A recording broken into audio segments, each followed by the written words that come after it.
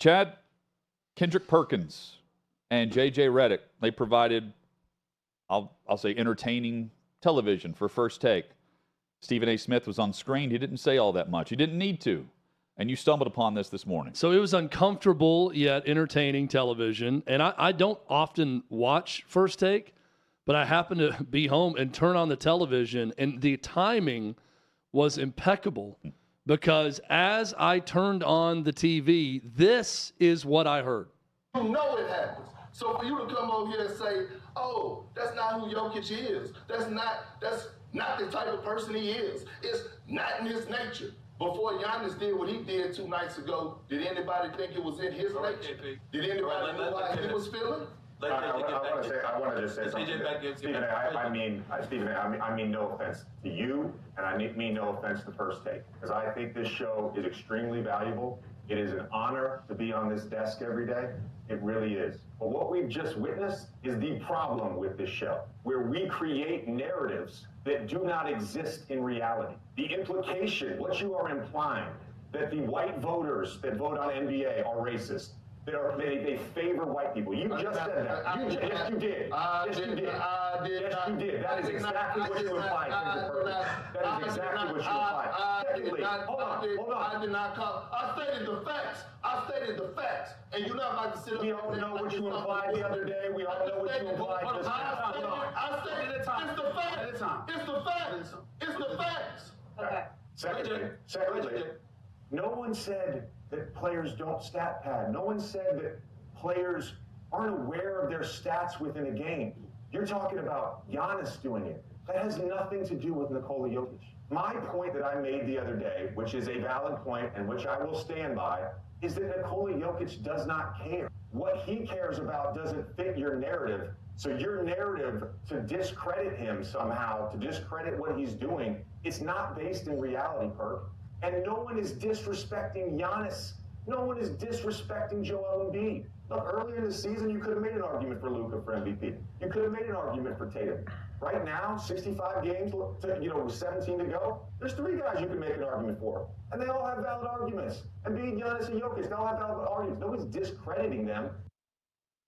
That from First Take this morning with Kendrick Perkins and JJ Redick, who you heard there, briefly from Stephen A. Smith, trying to get JJ a chance to respond. So Kendrick Perkins, prior to when that clip picks up, was saying that voters are voting for Jokic over Giannis or over Embiid because he's white. There's a video that he has since deleted that a lot of people responded to, that he posted on his own. I believe we have that video. This will explain what JJ Redick is responding to. Here is Kendrick Perkins. JJ, I need to know. Is it Uchiwali or is it one Mike? I need to know when it comes down to the criteria moving the goalposts for the MVPs, because I understand you in the analytics. I understand you're a historian of the game of basketball, but I went and did a little research myself. And since 1990, there's only been 3 MVPs that wasn't top 10 in scoring that won that award. Dirk Nowitzki, Steve Nash, and Jokic. Now, what do they have in common? I'll let it sit there and marinate. I'm just trying to see, you know what I'm saying, when I'm walking into the club, do I need my J's on or is it a dress code? Do I need to put another pair, of church shoes or some red bottoms? Or I need to know, is it Uchiwali or is it one Mike? Like, what's the criteria when moving the goalposts for certain players to win the MVP? I need to know. Because it seems like the goalposts move every single time when we want to push it out there, this particular player that we want to win the MVP, because we all know in 2006 when Kobe was averaging 31, when the Lakers were the 7th seed, and the roster that he had compared to Steve Nash, and Steve Nash won his 2nd consecutive MVP in 2006, was he really supposed to win that?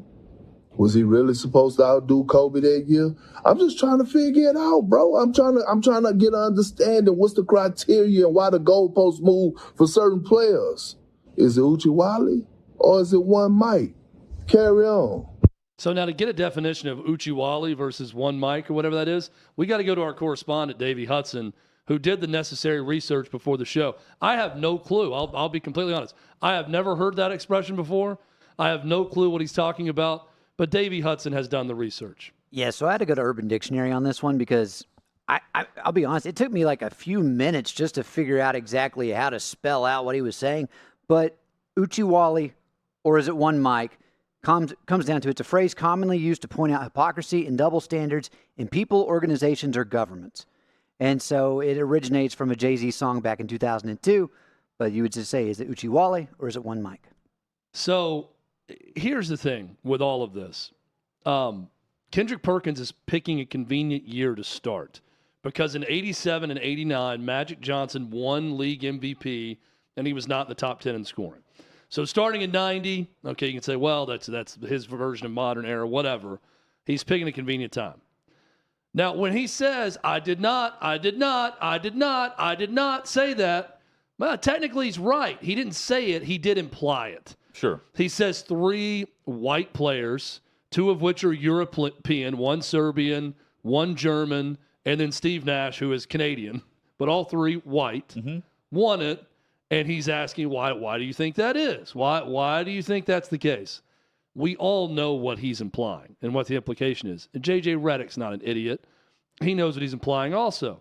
He's implying that white voters for the MVP are racist, and they move the goalpost for white players when white players are really good, and they have a higher likelihood of winning MVP. Now, I disagree with that stance. Here's the thing, though. I don't think that this makes Kendrick Perkins a racist. I think what we consistently see from Kendrick Perkins is that he's just not very smart. He's not an intelligent guy. And when you put a guy in this format every single day who's not particularly smart, you're going to get outcomes like this. They're putting him in an awful spot because he's not very intelligent. I don't think he's an evil guy. I don't think he's a racist guy. I don't think he's very smart. And when he goes head-to-head with someone like JJ Redick, Duke-educated JJ Redick, or even Stephen A. Smith, he's going to appear dumb next to these guys. There's this idea, I think, oftentimes in media that, we need to put someone on camera that's like our viewers, okay? You got to also think about there's a reason people are on TV sometimes. It's because they can deliver a really good point, or they can argue something, or they're good on television.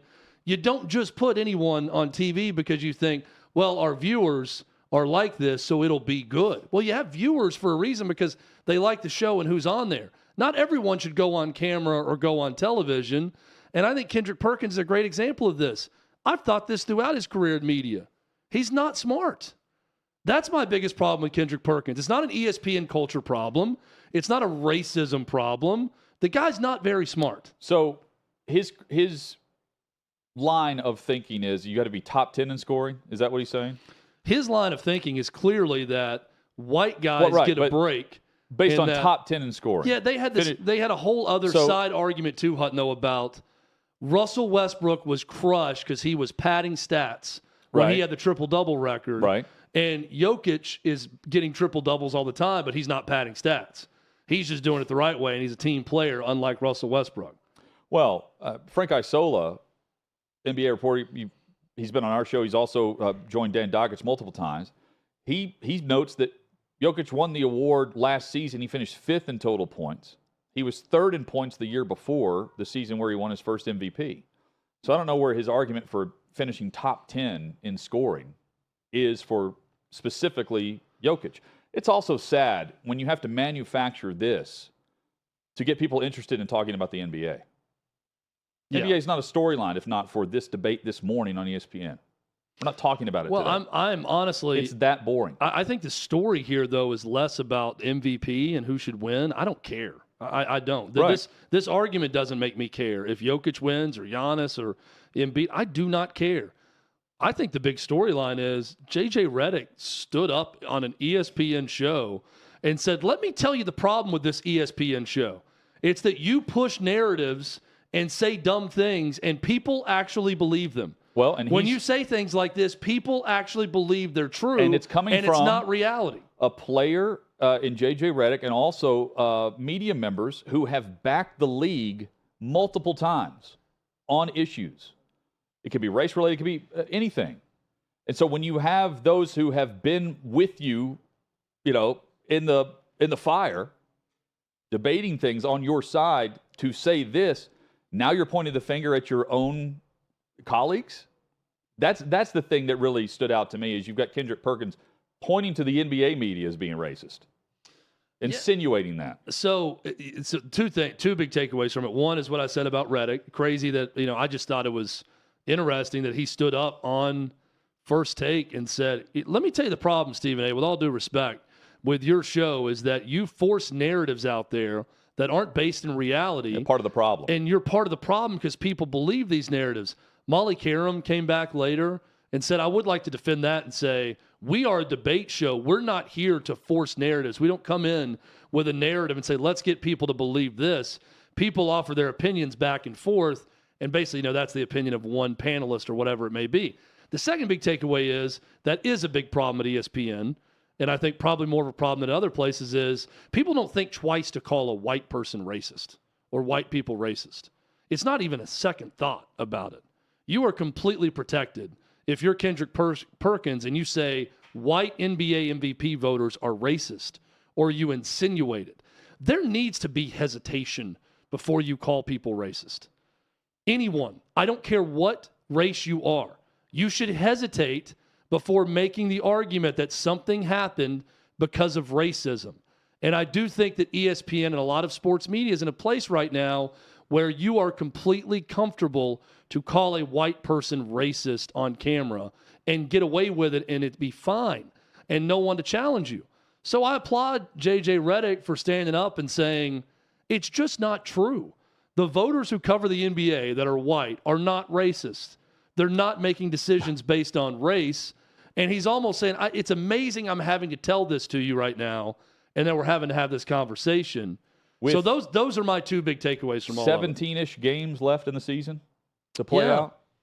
The other thing, too, there is nothing authentic or genuine about manufactured debate. There's a reason, though, why they continue to push this. It's for clicks, and it's for fake headlines like this. So if any organization wants to push be authentic, be genuine, with that, what they're really saying is be something that someone's going to click on, not something that's factual. And that's what we saw this morning on First Take. Point blank. It can happen anywhere. But if you want to be authentic and genuine, there's a reason why you don't see Ron Jaworski on ESPN much anymore, or you don't see Tim Legler on ESPN anymore, and you get this instead. Or you don't see Dan Dockich. Well, fair ESPN. enough. But it's not just ESPN, by the way. It's any website that are looking for clicks and headlines over anything else. Yeah, there's nothing authentic or genuine about that. When you search clicks and or division over substance, right, then you're going to get arguments that are in bad faith or just really dumb. Now, I don't know that this debate was inauthentic that we witnessed today. I think this was pretty real in the moment with JJ Redick calling him out and what he said about the show. And here's what I think about Kendrick Perkins, though, going back to my original point. He is authentically dumb. That's the problem with putting Kendrick Perkins on air. When you put someone on air that's just not that smart, don't be surprised when they say things that aren't that smart. But going back on the other issue is, it's a big problem that not a single person hesitates to call a white person racist. Think about that before you throw it out there, allegations like that. At least give it some thought. Well, but also before doing it and then facing no repercussions. What would Kendrick Perkins say to the black media member who's voting for Jokic? I don't know anything about that. Yeah.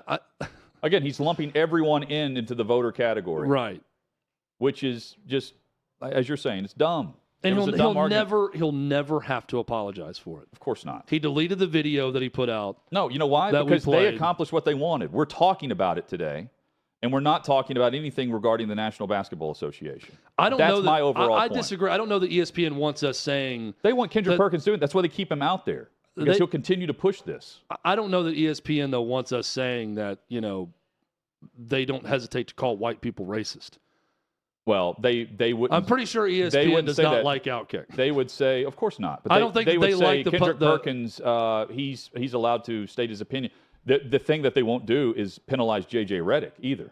That's what they can't do with this. They'll just bring it back for they'll pay him $10,000 an The episode only like they're person doing that with could, Mad that could Dog. the only person that could punish JJ Redick is Stephen A. Smith. That's If true, Stephen A. Smith decided that, hey man, you came on my show and you wrecked it, or you talked about which he didn't do. our though. show, yeah, I think he was totally fine. Stephen A. Smith, it went on for a while. He actually agreed. He agreed with JJ Redick on one point, the main point he was making, that he doesn't think that the voters are racist, but then also agreed with Kendrick Perkins on something else.